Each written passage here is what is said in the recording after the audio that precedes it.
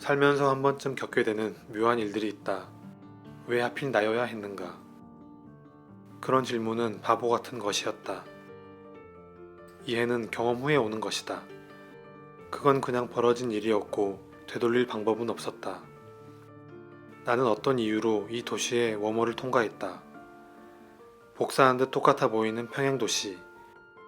묘하게 다른 그림자 없는 광장에 다다랐던 것이다. 여느 평범한 오후였다. 그날따라 태양이 정수리 위에 떠있는 것처럼 무척 더웠고 그래서 그늘이나 그림자를 찾아보기 힘들었다. 클라이언트는 어렸을 때 살던 집을 개축하고 싶다고 했다. 집 위치를 말로 설명하기 어렵다며 광장에서 만나 함께 이동하기로 했다. 얼굴에는 땀이 비오듯 쏟아졌고 등과 겨드랑이는 축축하게 젖었다. 잠깐이라도 더위를 피해보려고 횡단보도 대신 지하도로 향한 것이 화근이었다. 나는 익숙한 곳에서 길을 잃어버린 것이다. 천신만고 끝에 광장과 연결된 출구를 발견하고 서둘러 계단을 올라갔다. 쏴, 마른 하늘에서 비가 쏟아지고 있었다. 나는 서류 가방으로 대충 비를 피하면서 클라이언트에게 전화를 걸었다. 결번이라는 자동 응답 메시지가 흘러나왔다. 이번에는 회사로 전화를 걸었다. 결과는 마찬가지였다. 하는 수 없이 빗줄기 속으로 뛰어 들어가려고 하는데 그때 누군가 내 팔을 잡아 끌었다. 쉿, 가만히 있어요. 20대 중반으로 보이는 한 여자가 나지막이 속삭였다. 그녀의 이름은 연희였다. 시내에 들렀다가 집에 가는 길에 나를 발견했다고 했다. 내 그림자를 보는 순간 무엇이든 해야겠다는 생각이 들었다고 했다. 이 세계에서 유일하게 그림자를 지닌 사람이었기 때문이다. 그녀는 사람들의 눈을 피해 어두운 샛길로 나를 안내했다. 도착한 곳은 낡은 대저택이었다. 열댓 명의 사람들은 나를 보자마자 일사불란하게 움직였다. 창문에 소미불을 덧대고 빛을 가렸다. 누군가 흰 양초에 불을 붙였다. 이윽고 촛불 주위로 사람들이 모여들었다. 미취학 아동부터 고등학생, 중년에 이르기까지 다양한 연령층의 남성들과 연희처럼 젊은 여성 둘, 그리고 머리가 하얗게 센 할머니도 있었다. 그들은 벽에 길게 드리워진 내 그림자를 보더니 수근거리기 시작했다. 누군가는 온몸에 소름이 돋는다고 했고 또 누군가는 흐느끼기도 했다. 그림자가 도대체 어쨌다는 것인가? 이 아저씨한테는 그림자가 있어요. 한 꼬마가 말했다. 그러고 보니 방 안의 그림자는 하나뿐이었다. 어떻게 이런 일이 있을 수 있단 말인가? 놀란 것은 오히려 내 쪽이었다. 연희는 나를 진정시키며 말했다.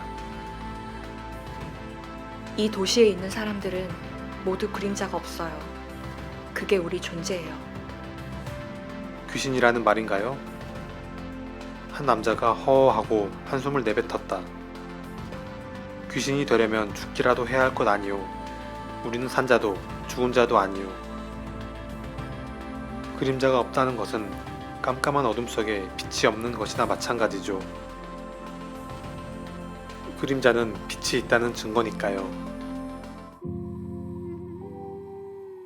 이들은 슈레딩거의 고양이와 비슷했다.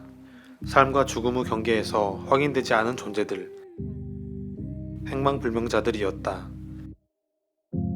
Open your eyes, what can you see around? Wind of the open sky. 이들은 40년 전 분수대 광장에서 만났다고 했다.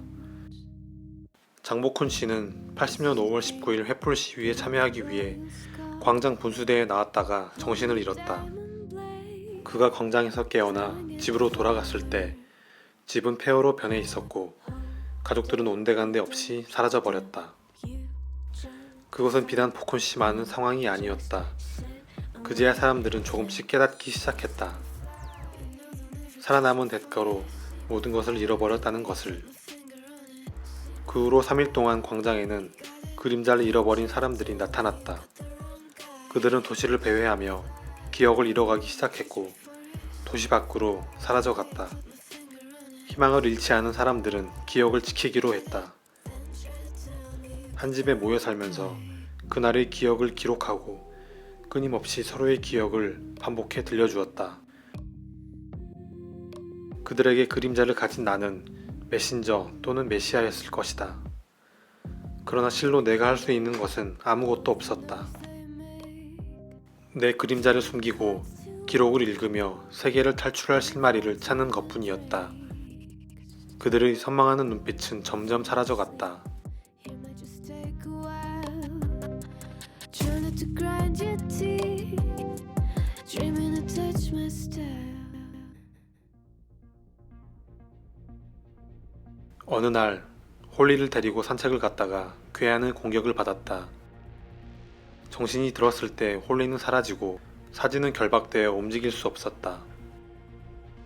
방호복을 입은 사내는 묵묵히 어디론가 침대를 이동시켰고 수많은 통로를 지나 사방이 하얀 빛으로 이루어진 작은 방에 밀어 넣었다.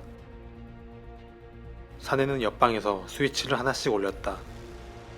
굉음이 퍼져나갔고 눈이 부셔서 앞을 볼 수 없었다.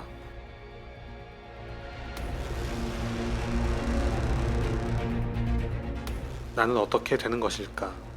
정말 이곳에서 내 삶이 끝나는 걸까? 왜 하필 나일까? 하염없이 눈물이 흘렀다. 내가 만난 사람들의 얼굴, 목소리, 웃음소리가 들려왔다. 조금만 버티자. 연희가 올 거야. 복훈 씨가 구해줄 거야. 사람들이 나를 찾아줄 거야. 내가 그들의 존재를 세상에 알려줄 거야. 그러나 소리는 점점 멀어지고 기억은 희미해져 갔다.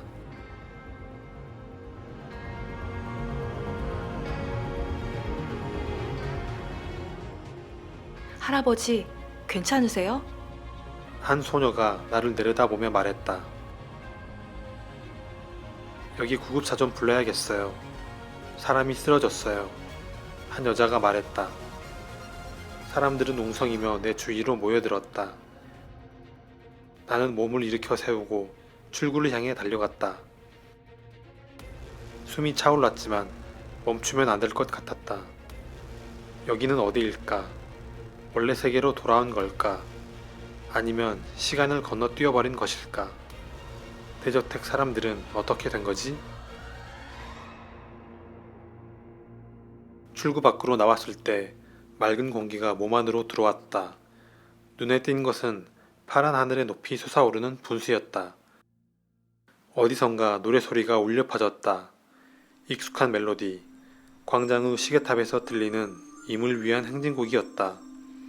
연희야, 임연희. 그녀의 이름을 불러보았다. 그러나 이상하게도 그 고왔던 얼굴이 기억나지 않았다. 시계탑 너머 붉은 노을을 바라보며 주체할 수 없는 눈물이 흘렀다.